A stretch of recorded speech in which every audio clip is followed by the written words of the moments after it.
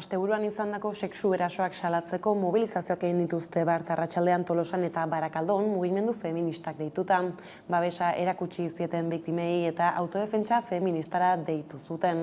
Tolosako asamblea feministak eta Euskal Herriko emakumeen mundu martxak deituta, jende asko bildu zen udalerrian, atzo iluntzean indarkeria sexistarik gabeko herri baten alde lelopean. Udaleko eta Gipuzkoako Foru Aldundiko ordezkari politikoek ere parte hartu zuten. Astelehen goizaldean izan zen erasoa bide publikoan Eusko Jaurlaritzako Segurtasun Sailak jakinarazi duenez. Gertatutakoa ikertzen ari direla esan dute eta oraingoz ez dute inor atxilotu. Era berean, dozenaka herritar elkartu ziren Barakaldoko bide onera plazan argitan talde feministaren deiari erantzunez. Ertzaintzak eta Barakaldoko udaltzaingoak 20 urteko gizon bat eta 23 urteko beste bat atxilotu zituzten igande arratsaldean. Goizaldean emakume bat taldean bortxatzea egozten diete eta indarkeria erabiliz lapurreta egitea. Astelehenean epaiaren aurretik igarota espetxera bidali zituzten. Ikerketa zabalik dago oraindik eta ertzaintzak jakinarazi zuen beste 2 lagun ere ikertzen ari dela. Arratsaldeon guztioi autodefentsa feminista emakumeen kontrako erasorik ez eta antzeko oihuak egin zituzten Barakaldon atzo arratsaldeko protestan taldeko bortxak eta salatzeko. Agiri bat ere irakurri zuten argitan talde feministaren izenean eta horrela dei egin zieten Barakaldoko herritarrei eraso guztiak sala ditzaten. Nazkatuta gaude eta gure gaitzespen amorratuena adierazi nahi du. Emakumeak bizi ditugun desberdintasunen eta diskriminazioen aurkako borrokan dugun konpromisoa partekatu nahi dugu. Izan ere, indarkeria horren ondorio zuzena da. Eskubideak ditugu, bizitza independienteak izateko eskubidea, beldurrik gabeko bizitzak izateko eskubidea eta indarkeria matxistarik gabeko bizitzak izateko eskubidea. Bestaldetik, Zaldibar argitu ekimenak duela 2 urte zabortegian gertatutakoa oroituko duen eskultura bat jarri nahi du Eizaga auzoan. Udalaren trabak salatu dituzte eta hau gauzatu ahal izateko herritarren artean kanpaina berezi bat abiatu dute. Iragan otsailaren 6an bete ziren 2 urte Zaldibarko zabortegian ezbeharrak gertatu zenetik. Bertan zendu ziren Alberto Sololuze eta Joakim Beltran langileak. Azken honen gorpuzkiak oraindik ez direlarik agertu. Bigarren urteurren hori baliatu nahi izan du Zaldibar argitu plataformak Eitzagan oroigarri bat eskultura bat hain zuzen ere jartzeko. Urtarrilaren 10ean dekretu bidez alkateak eskultura jartzeko baimena ukatu zigun. Harridura sartu genuen erabaki hau. Eta lerroburuekin jarraiki hezkuntza itunerako adostasuna bilatzen ari da Eusko Legebiltzarra izan ere ostialera arte alegazioak egiteko epea zabalik egongo da. Titularitateari dagokionez eztabaida ematen ari da, besteak beste alderdi eta eragile batzuek eskatzen ari dira hain zuzen ere eskola publikoari lehentasuna ematea, ardatza izatea. Horrela gaiari heltzeko Koldo Tegitu ikastolen elkarteko lehendakaria izan dugu, gurean gaur magazinean elkarrizketatu nagusi gisa. Halaxe iritzi dio ezbaiari entzun dezagun. Titulartasunaren gaian nik uste dut argi daukagu, ezta? Hor proposamenen artean Euskal Hezkuntza Zerbitzuaren proposamena dago, zerbitzu horretan bete beharrak eta legean agertuko diren konpromisoak eta bete beharrak betetzen dituzten ikastetxeak egongo dira, administrazioaren titularitatekoak izan ala ez. Guretzat hori aurrera pausu bat da, nahi badugu gaur egun dugun sistema duala gainditzea eta guretzat hori da helburua, guretzat norabide honean doan pausu bat da. Eta hezkuntzaz, euskarazko irakaskuntzarako 5,5 irakasle postu gehiago egongo dira datorren ikasturterako Ipar Euskal Herriko eskola publikoetan. Hala jakinarazi du François Xavier Pestel Pirinio Atlantikoetako akademia ikuskariak. Eragile eta hautetxeekin izan du bilkura bart, azken detaiak finkatzeko, eta datorren ikasturterako eskola karta aurkeztu du.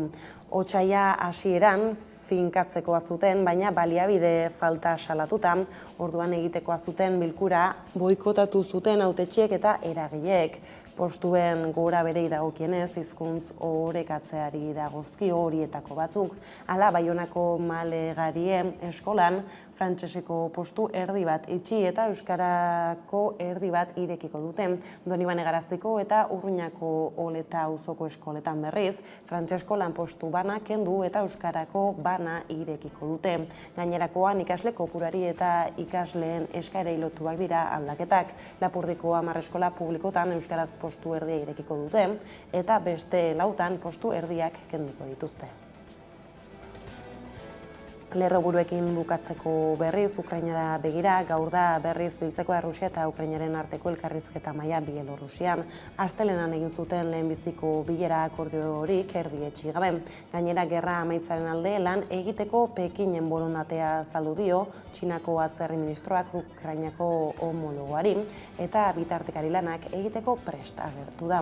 Ekonomia arma gisa hartuta Errusiari gerra deklaratu dio Mendebaldeak. Gerra horretan Europako eta Ameriketako estatu batuetako multinazional handiak sartu dira. Esaterako BP, Shell eta Volvo. Egunetik egunera handitzen ari da Errusian dituzten inbertsioak utzi edo gutxitu egingo dituztela iragarri duten Mendebaldeko enpresen zerrenda, dela herrialde horretan negozioak egitea oso zaila bihurtu delako, dela Ukrainaren inbasioaren aurkako protestagatik. Petrolio enpresak izan dira Errusia uzteko edo hango negozioa txikitzeko urratsa iragarri dutenetako asko. Neurri batean haiek izan direlako, 1991an Sobiet Batasuna desagertu zenean, Errusian gehien inbertitu zutenak. Horrez gain, Nafarroko gobernua eta Eusko Jaurlaritza martxan jarri dira, Ukrainatik iristen diren herritarrei harrera egiteko. Nafarroko presidente Maria Txibitek adierazi du, mahai gainean jarri ditzaketen baliabideak antolatzen eta koordinatzen hasi direla. Jaurlaritzak berriz abiatu ditu asilo eskatzaileak jasotzeko prestaketa lanak, Bruselaren irizpideen esperoan. Ukrainako gerra gaitzesteko elkarretaratzeak egin dituzte egunotan ere, Iñigo Urkullu eta Maria Txibitek lehendakarien exekutibek, besteak beste Siria, Afganistan, Irak edota Libiako kasuetan egin ez bezala.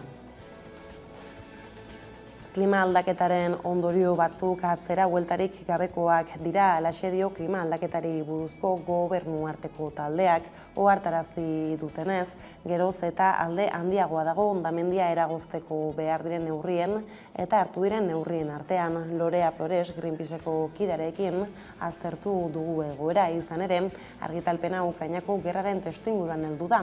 Europar Batasunak zigor ekonomikoa eta bestelako neurriak ezarri ditu Errusiaren aurka, baina eraso ekonomiko horretatik salbuetsi egin nahi izan ditu gasa eta petrolioa.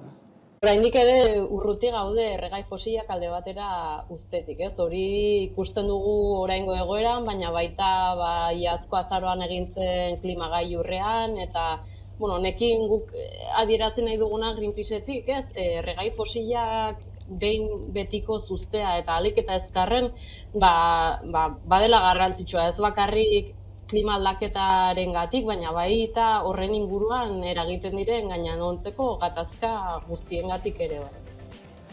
Lerroburuak horrela udane Arbeolandik kidearekin konexioa egingo dugu. Orain Zaldibarrera begira jarriko gara, izan ere, hondamendia gertatu eta 2 urtera Luizian hil ziren 2 biktimen omenezko eskultura bat jarri nahi du Zaldibar argituk, baina hainbat traba jarri dizkie bidean zerriago dakigu udane. Hori da Zaldibar argitu ekimenak duela 2 urte gertatutako hondamendia oroitzeko eskultura jarri nahi du Eitzaga auzoan, baina udalak hainbat oztopo jarri dizkie bidean eta egora horren aurrean herrian eskulturaren aldeko kanpaina berezi bat abian jarriko du Zaldibar argituk. Otsailaren 6an 2 urte igaro ziren Zaldibarko zabortegia amildu zenetik eta azpian Alberto Sololuze eta Joaquin Beltran langileak hil zirenetik. 2 biktima komentzeko helburuarekin Zaldibar argitu plataformak oroigarri bat jarri nahi du Eitzaga auzoan. Eitzagan gertatu zena inork ez dezan ahaztu. 2. urtemugan ezarri nahi zuten eskultura auzoko lorategi txiki batean, baina udalak baimena ukatu zien. Hain justu urtarrilaren 4an aurkeztu zuten Zaldibarko udalean eskultura Eitzagan jartzeko baimen eskaera. Eskaeran zein lekutan jarri nahi genuen zehaztu genuen. Auzoko errepidea eta oinezkoen gunea banatzen duen belarditxo batean. Inolako erabilerarik ez duen espazioa dela gaineratu du Zaldibar argituk. Baimen eskatu eta 6 egunetara alkateak dekretu bidez eskultura jartzeko baimena ukatu zien. Harridura sartu genuen erabaki hau. Are gehiago ematen zuen arrazoia irakurrita. Horrela zioen hitzez hitz, udal baimenik gabe jabari publikoan ezin da oroigarririk jarri. Horrexegatik aurkeztu genuen eskultura jartzeko baimen eskaria. Bestetik udalak hondamendia gogoratzeko oroigarri bat jartzea erabakita daukala dio dekretuak. Oraindik ez dutela erabaki non, noiz eta zein motatako oraigarria jarriko duen. Baina jartzen denean, ohartaraziko digula bertan egon gaitezen. Mezura adar jotzea dela eta sentsibilitate gutxi erakusten duela adierazi du plataformak. Egoera horren aurrean herrian kanpaina bat abiatzea erabaki dute.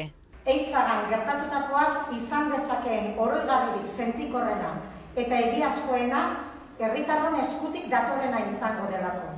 Aurreko astean atezate hasi ziren eskulturaren erreplika txikiak banatzen eta herriko hainbat taberna eta dendetan ere eskuratu ahal izango da. Era berean datozen asteetan hainbat ekintza egingo dituztela iragarri dute herritarren babesa lortzeko. Beste gai batzuei helduta udane, elikadura subiranotasunari buruzko dokumentu bat argitaratu dute Nafarroan, ustiategien inguruko datuak erakusten dituena, zer nabarmentzen da txosten horretan. Bazken 15 urteetan Nafarroan nekazaritza ustiategiak erdira murriztu direla ondorioztatzen du txosten horrek eta bestalde erakusten da bertan nekazaritza lurra ere murrizten ari dela. 25% soilik erabiltzen baita nekazaritzarako eta gainontzeko lurrak abereak elikatzeko erabiltzen dira. Azken 15 urteetan nekazaritza ustiategiak erdira murriztu dira Nafarroan, herrialdeko elikadura subiranotasunari buruzko dokumentu batek jasotzen duenez. Hori bera, arrea mugari gabe Nafarroan mundu bat eta IPS koordinatu dute. Azterlan horretan adierazten denez, nekazaritza lurra murrizten ari da azken hamarkadetan, eta gehienak abereak elikatzeko erabiltzen dira. Horrela laborantza lurraren 25% inguru soilik erabiltzen da zuzenean giza elikadurarako. Gainera azterlanean aztertutako adierazle gehienen arabera nekazaritzako ekoizpen eredua jasanezina da. Hala dokumentuan aipatzen da eremuan ongarri kimikoak eta pestizidak gero eta gehiago erabiltzen direla, bereziki ongarri nitrogenatuak eta herbizidak. Jarduteko modu hori ez dator bat baserritik mahairako Europako estrategiarekin, non Nafarroko gobernuarekin badagoen. Estrategia horretan datza besteak beste 2030erako pestizien erabilera 150 murriztu behar dela, eta ongarri kimikoak 120 gutxienez. Txostenean nabarmentzen da halaber, Nafarroan nagusien abeltzaintza etengabe ukuiluratutako ganadua duen eredu intentsibo batekoa dela, tokiko baliabideak aprobetxatzen ez dituena eta lurraldetik bereizi egiten dena, eta horrek inpaktu ugari eragiten dituela ingurumenean, kliman eta gizartean, bai hemen, bai planetako beste leku batzuetan. Besteak beste neurri handi batean Latinoamerikatik datorren sojarekin egiten den pentsu kopuru izugarriagatik. Eta konexioarekin bukatzeko, ohartu gara Ormaizteiko trenbidearen alboan zaudela hain justu pasaden abenduan euriten ondorioz istripu bat izan zen, eta orain jakin berri da kalte horiek Adif enpresak ordainduko dituela, ezta?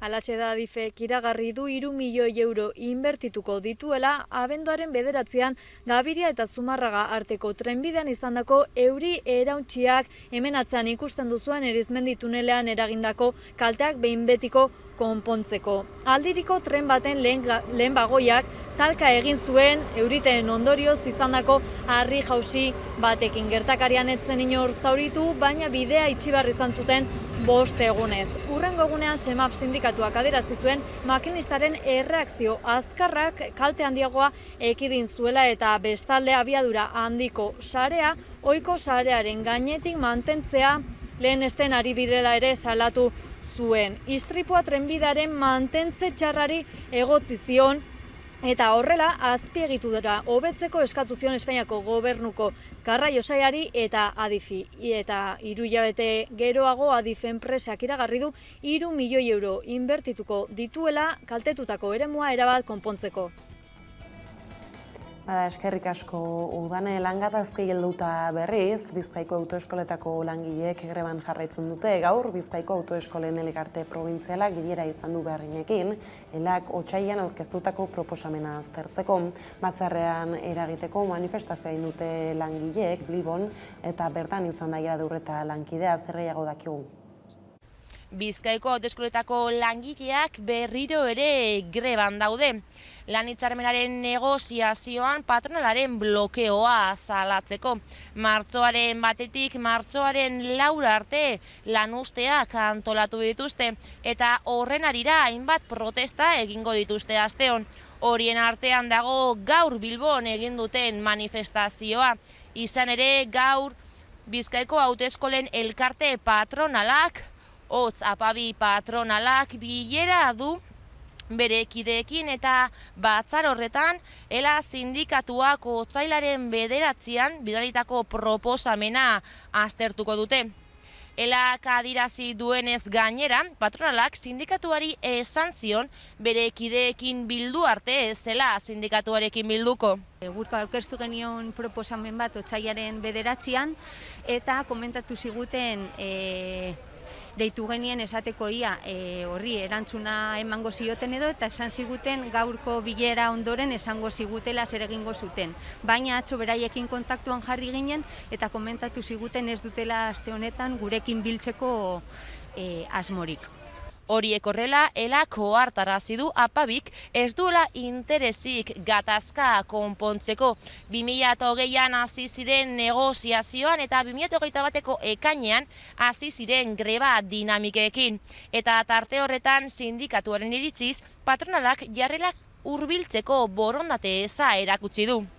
Ez dute datarik zehaztu eta horrek bagerian uzten du gatazka honetan zehar eukin duten jarrera denbora guztian. Bada grebez gabiltzala, Artiatzgai eta fabrikako langileek 100 egun bete dituzte greban, lan baldintza duinen defentsan, prozesu luze honetan bizi izaten ari dutena ezagutzeko, Gakoak saioan izan da Andres Larrinaga, Artiatzeko behargina, horrela azaldu ditu beharginen eskakizunak.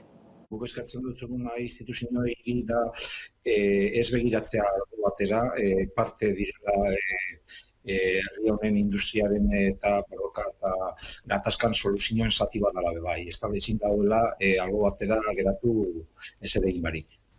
Egun asko dire eta ez dute ez esango, batematek esaten badau, egun batzuk ez direla izan beti onenak. Bai esan aldot eta ez nago guzurikarian esaten doanean jentea dagoela konpromisoagaz lortzeko baldintz batzuk langileentzako. Ezin da onartu enpresa batek benefizio handiak dituen bitartean langileei eskatzea bere kondizioa jaistea. Era berean Alkontza Irizar grupeko langileek greba mugagabea hasi dute zuzendaretzak egin nahi duen lan erregulazioa gelditzeko asmoz. Neurriak berangoko plantako 2 langiletatik 38 eragingo lieke.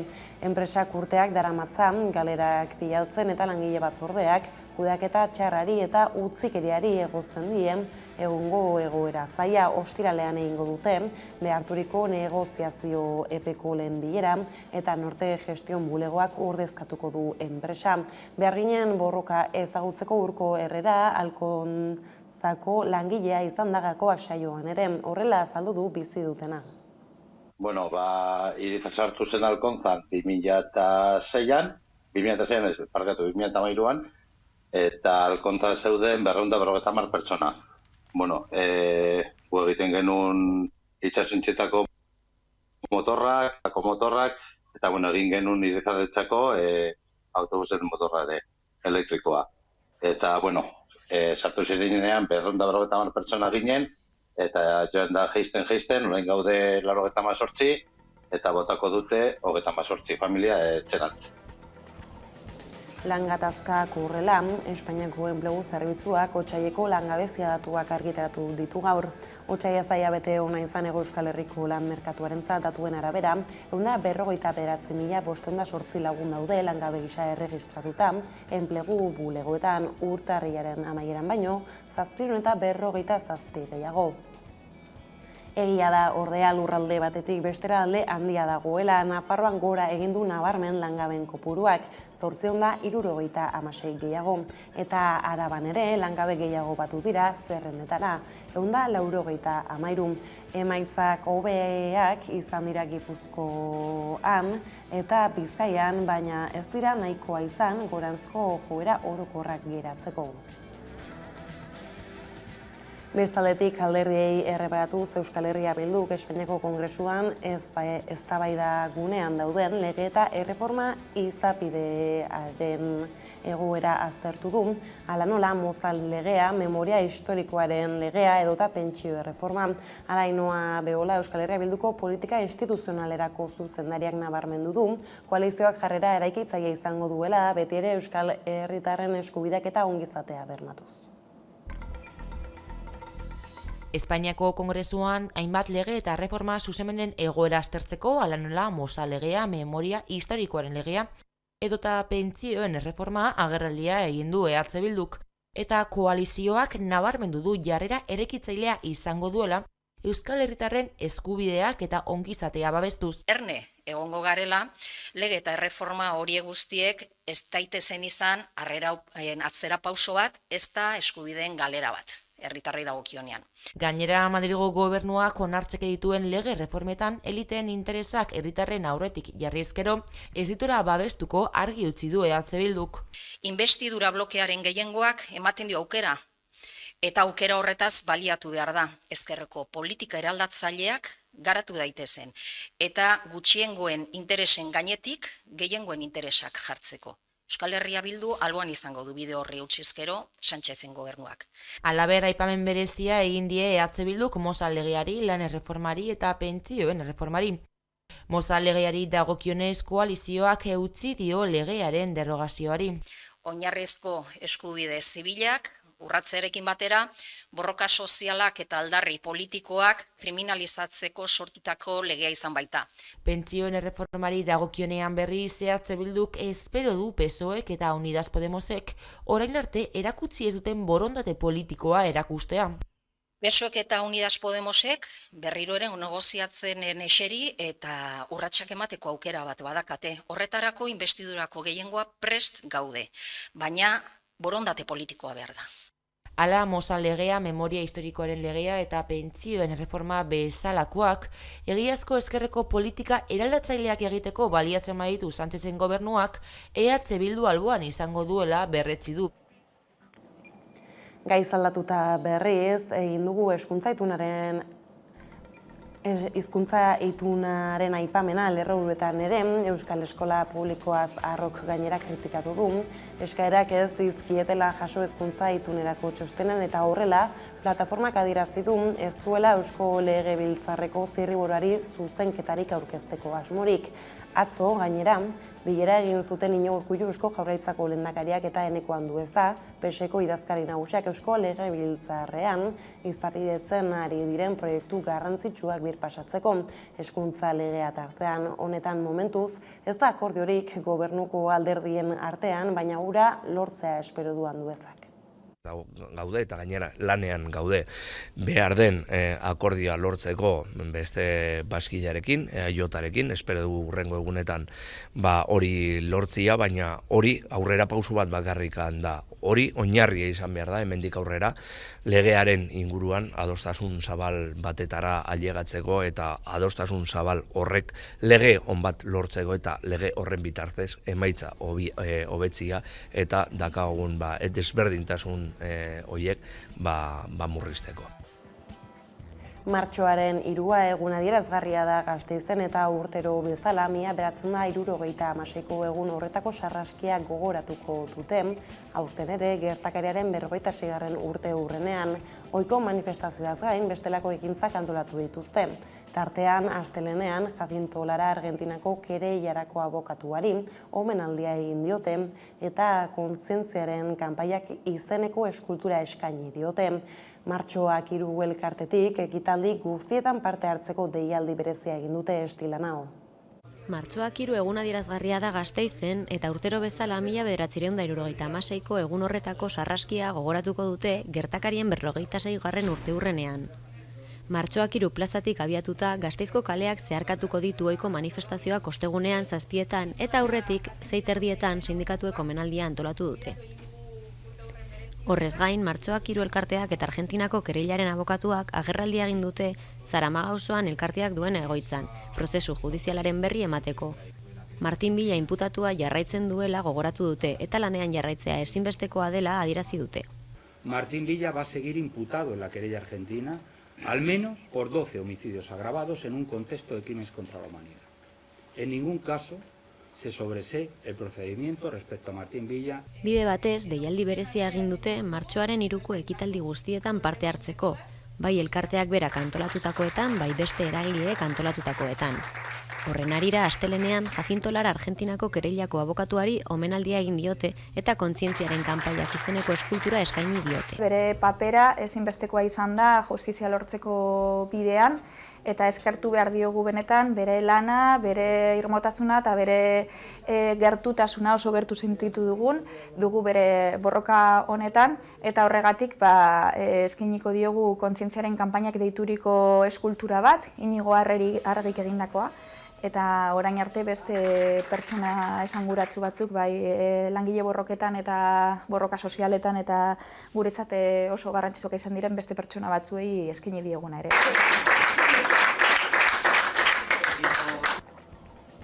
Eta eguneko kontuekin bukatu aurretik, gaur hitzordua dugu 11arekin pantaila aurrean izan ere, Garesera egingo dugu bidaia, Nafarroa saioaren eskutik. Ez galdu gaurko 8 eta ordenetan edota 10etan ikus dezagun orain jarraian aurrerapena.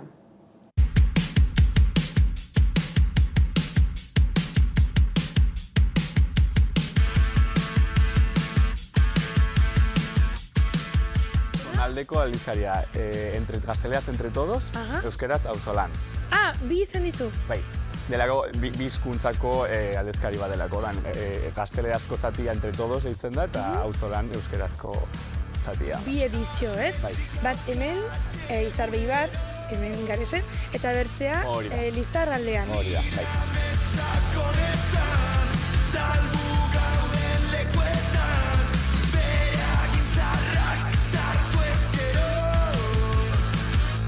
Ni betidanik musikeria izan naiz, 6 urtetatik hasi nintzen saxoa jotzen, saxo jolea naiz. Eta hasi ginen egiten kontzertuak hemen justu zonalde honetan, duela 8-10 urte edo urtean behin egiten genuen kontzertu bat.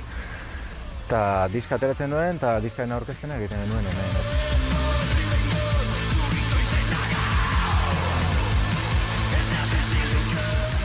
Balean hori egiten dut muralak, enkarguak, baitere egiten dut diseño grafiko, banago pixka tarte munduan, hortxe, eta oraingo zondu.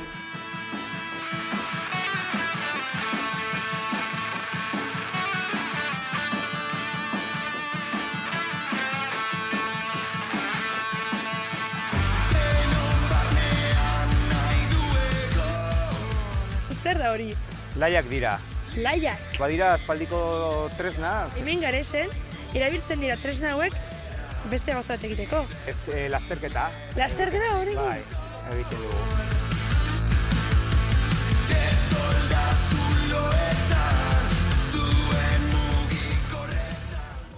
Eta asteazkeneko kontuak horrela iritsi gara albistegiaren bukaerara. Gaurkoan, Mina Koiote eta Txiko Tornado taldeak berriki kaleratu duen Bum Bum kantuarekin agurtuko zaituztegu. Don Kondor eta Nora Alakran izeneko diskoaren lehen singela duzue hau.